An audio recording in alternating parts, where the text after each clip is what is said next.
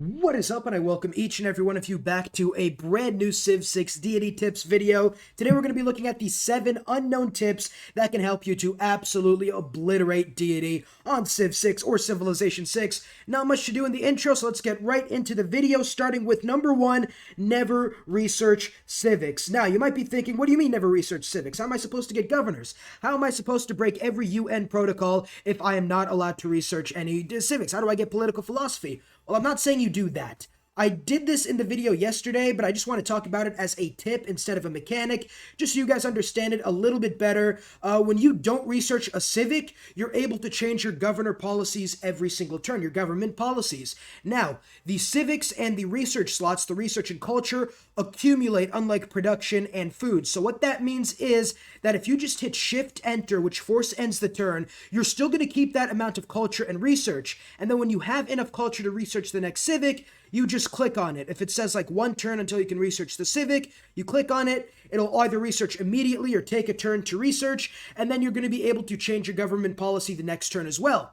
And by hitting Shift-Enter, you've pretty much just finished the last civic, so you can just change government policies whenever you want, wherever you want, which is immensely valuable. Instead of having to decide with, okay, do I switch from a gauge to maneuver right now because I'm finishing my swordsman in 3 turns, but the earliest civic I can finish is 6 turns, so I'd have to start swordsman and have 3 turns of subpar production. Instead, you could just Shift-Enter until you finish your swordsman, and then you go into the horseman, and this is an example, by the way.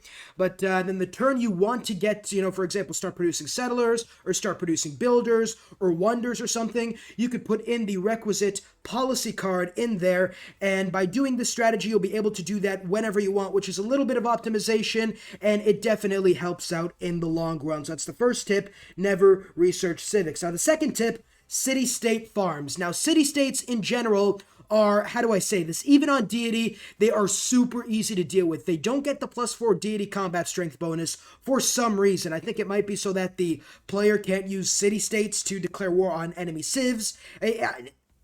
I don't know, but they don't get the +4 combat strength bonus towards you. So city-state farms are immensely valuable, not only as a player to get promotions, but as also, if you're playing like Gorgo or Montezuma, you can kill these guys, spam out your culture with Gorgo, or destroy them with Montezuma to get free builders. Now, city-states will keep producing units, and also, the city-states, you get maximum experience from them. They're not like barbarians, where after 1 promotion, you're not getting any more experience whatsoever. No, you're going to get maximum experience with these guys. Add that in with oligarchy. You could go to 2 or 3 city-states that you don't really need. You're not looking for the suzerain bonus. Declare war on them, and just keep killing their units. You won't get any more diplomatic relations penalty, the grievances penalty, because you're not taking their cities. You're not really doing anything except for just killing their units, which doesn't generate grievances. You're getting maximum experience, and you pair this with either Montezuma or Gorgo, or even Tamar, somebody who can kill units and gain a percentage of that faith, culture,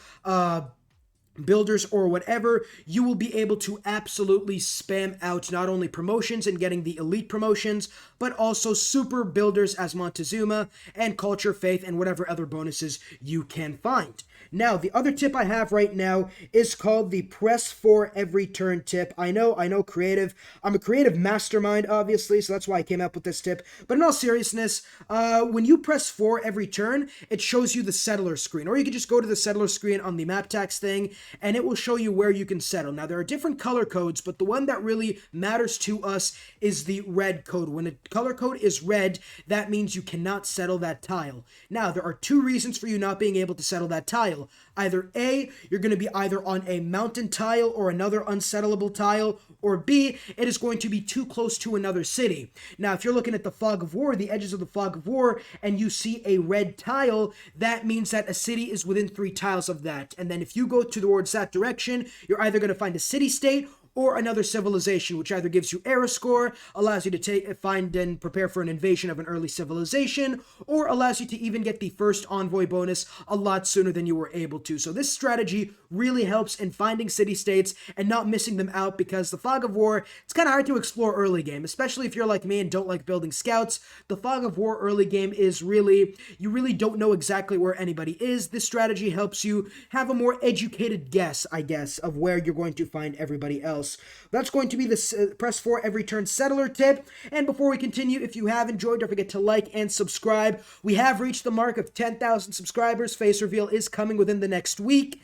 And I want you guys to let me know down below what questions you have for me. We're going to do like a face reveal Q&A. Tell me down below what you want to know about me. What do you want to know about, I don't know, anything, essentially. It could be anything. Yeah, write that down in the comments. But let's move on. We got the next tip: fortify units and then promote. Now, the good thing about units, when you kill a few of them, is that you get a promotion to one of your units. If you use the promotion, you're going to be able to heal completely. But if you promote the unit, you're not going to get the fortification bonus from defending. So if an enemy attacks you, you're not going to get the extra 3 or 6 defense from being fortified, for example.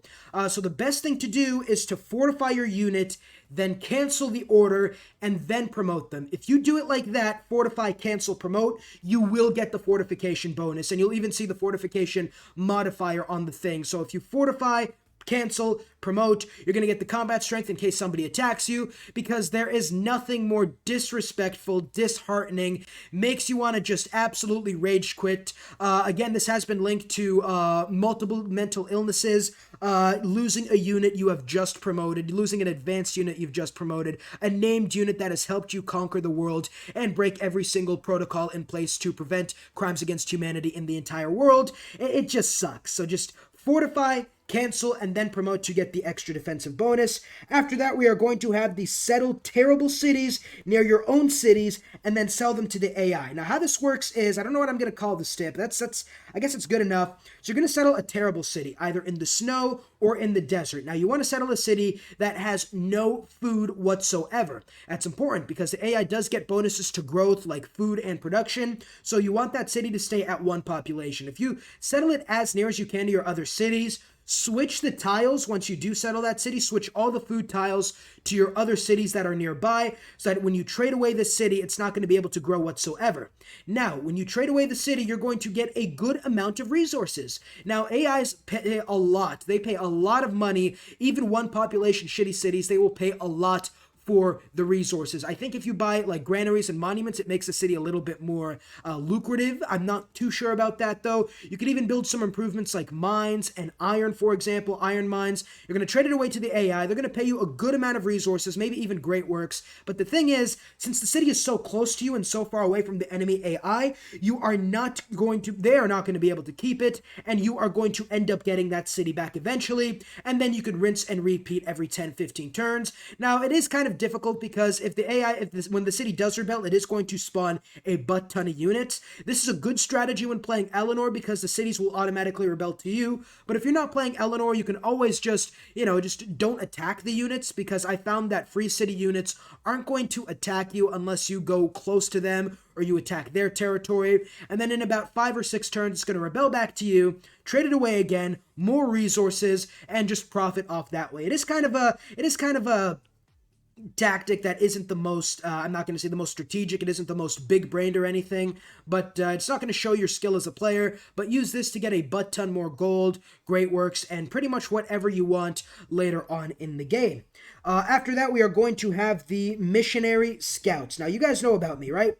Scouts, I absolutely hate scouts. I don't think they're good. They have 1 more movement speed than warriors and slingers, and they don't promote, so they're going to be useless after. They don't promote to anything good. Getting a warrior, you're going to get less movement speed, that's true, but due to the changes in Civ 6 where you need to have the required movement speed to move on a tile, it's not like Civ 5 where you could move, and if you have 1 movement speed, you can move to any tile nearby, even if it's across a river or on a forested hill. No, it's like you get 1 extra movement speed, and the only way a scout is going to be valuable is if you're just crossing like plains tiles. If you're going on like rivers and hills and stuff like that, it's going to be the same movement speed as a warrior, and warriors promote to good stuff later on, so I never build them. But Missionary Scouts, if you get missionaries, they have 4 movement speed. You don't even have to found a religion. Just get a shrine or conquer a city with a shrine. Buy a missionary. Don't spread whatsoever. And you could just run around and explore with that missionary who has more movement speed, who uses faith, which isn't as valuable as production or gold, not even close. And you can use that guy to explore the map later on in the game. It's just a nice quick tip. It isn't anything that's going to too crazy change your game, turn you into deity god or something, but it is going to help you out tremendously and save some production that you were going to spend on useless scouts. After that, the last tip we have is queue units with 1 turn left. Now, for those of you who don't know, when you start building a unit, the resource cost is going to be spent towards that unit. So if you build a swordsman for 20 iron and you click on the unit and build it, it's going to take 20 iron from your stockpile, and even if you don't finish the unit, it's going to keep that 20 iron in your stockpile. Now, the thing is, though, units cost a lot of maintenance, and early on when your gold economy isn't that good, or when you're not going for commercial hubs early on because you want to go for a culture or science victory or something, your economies might just take a big hit. So what I do recommend is that build like 5 or 6 different types of units, like a horseman, a knight, a swordsman, a archer, and stop building them when there's 1 turn left on their production. You can do this in multiple cities if you want. Obviously, only do this if you don't have anything else to do, you know, if it just as defense. And then later on in the game, if somebody does end up declaring war on you, within 5 or 6 turns, you are going to be able to get a massive army up. Now, this works in 2 ways, 2 really good ways. Number 1, you don't spend gold maintenance on an army, giving you more gold to spend later on in the game, which is good, and you obviously can get the army almost immediately when you want it. And number 2, the AI is going to look at you with a weak military score. They're going to be like, I'm about to run this guy's fade. And then they're going to declare war on you. Within 5 turns, you have twice the military strength you had before. You're going to kill the enemy units, and you're either going to be able to take their cities or got a really nice, incredible, salivating peace deal. It's as if Gordon Ramsay made you like dinner or something. You're just going to be absolutely saliva spitting out. It's just salivating the peace deals you'd get from absolutely obliterating AIs. Because remember, the AIs on peace deals take into account 3 things: how in danger their cities are of being taken, how many units you have killed of theirs, and how much your combat strength has either increased or decreased over the course of the war. So if you get more combat strength from the beginning of the war, and if you kill their units and they get less, and you start threatening their cities, they're willing to give you a lot of stuff. But yeah, that is going to pretty much be everything, all the tips I have for right now. Don't forget to like and subscribe, and follow me on twitch.tv/acivlifer1. We're going to stream later today at 12 o'clock again, although it might be a stream cut short because I might be busy. It's either from 12 to 2 or 2 to 4, so definitely hop on there. But yeah, without further ado, I will see you all in the next video. Peace. Huge shout out to my members: Cash Christian, Ben Ownby, John Blair, Jackson Perez, Polaris Gaming, Jeff Utzler, Kim Cosmos, and a really special shout out to my oh my god subscribers, Robert and Overflow of Amenities.